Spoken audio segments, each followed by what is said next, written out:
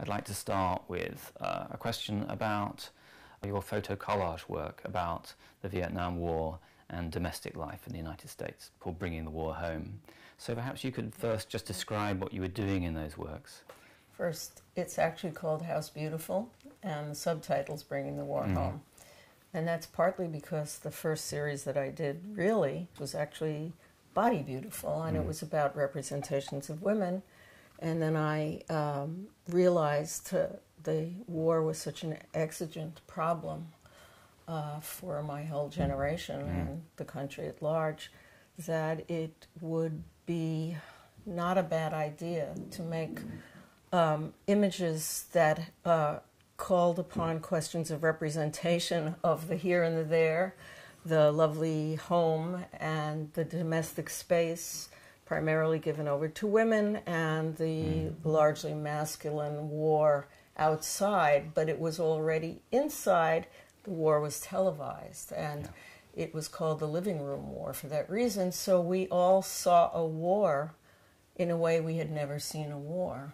The aim was to make anti-war agit propaganda, but I really didn't want to tell people stop the war or anything like that, because since they were meant to be flyers, it was obvious. So you revisited the technique and the subject matter in work on the invasion and occupation of Iraq, but those are quite different images in many ways. So perhaps you could talk a little bit about the differences between them and what also urged you to revisit that time and that technique. In 2002, when I realized that the United States was going to invade again another country that didn't do the deed we supposedly were acting in revenge against, and was not a threat, I helped form an activist artist group called Artists Against the War. But after a couple of years, I was asked to participate in a show called Election, to kind of have art world agitation against the election of George Bush, which we could maybe call the re-election in 2004. And I thought, yes, I should do something under my own name. And I thought, well, the stupidest thing I could do would be to do the same thing I did back in the 60s and 70s. What's different about them is that they're made 40 years later, and the image stock and the expectations, the visual landscape in magazines is somewhat different. There are somewhat more upscale furniture and expectations, and also models. So let's move to a very different work, and your beginnings of your work in video, and in particular it would be interesting, I think, to discuss Semiotics of the Kitchen, which has become such a well-known and influential work in many ways. But perhaps you could talk about how you arrived at that, how you made a decision to perform it. I was thinking, what if I made an alphabet of the kitchen? U, V, W, X, Y. And I just thought it'll look like a cross between the cookery shows and these late night television adverts that are homemade that you write books. So it was meant to look completely off. A lot of what I do is meant to look completely off, and so that you could actually, as a viewer, have your own point of view on what you're looking at, rather than to be impressed by the technical finesse. This was meant to have no technical finesse and to be absolutely straightforward.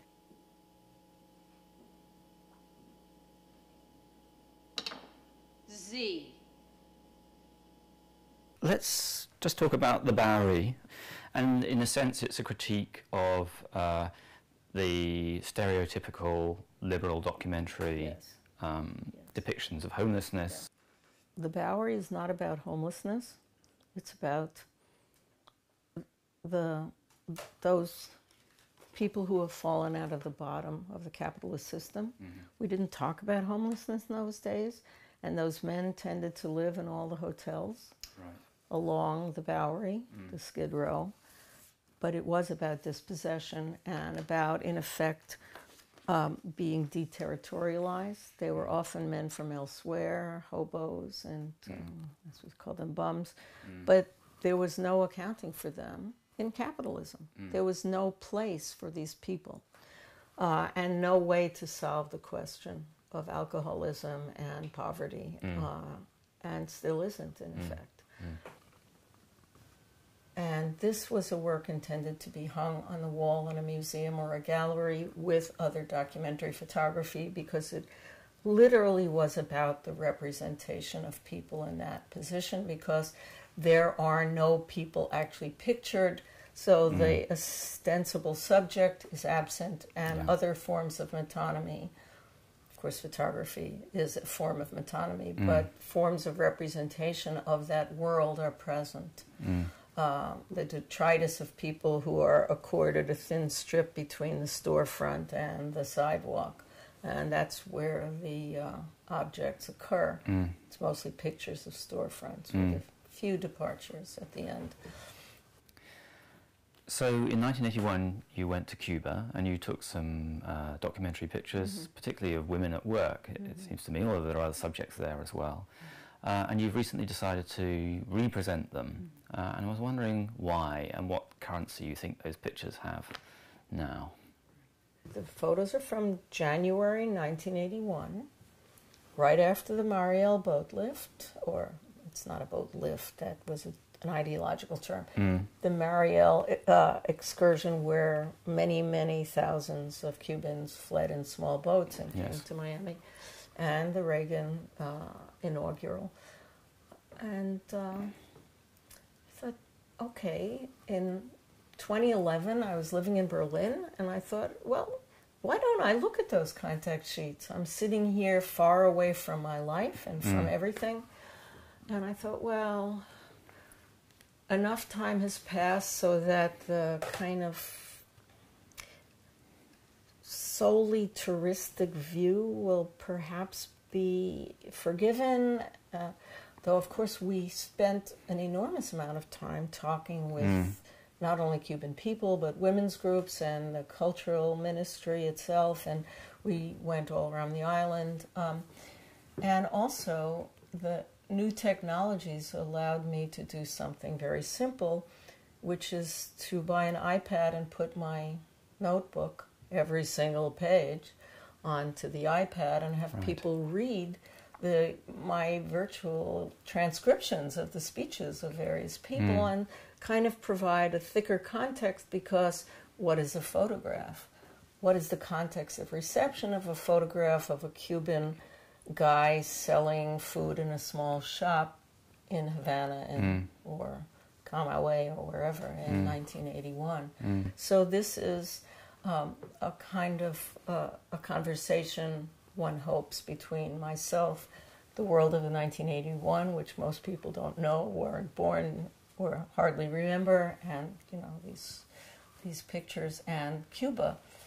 Now, I'm showing them now because we see that world then of what are the expectations of the utopianism of the Cuban Revolution.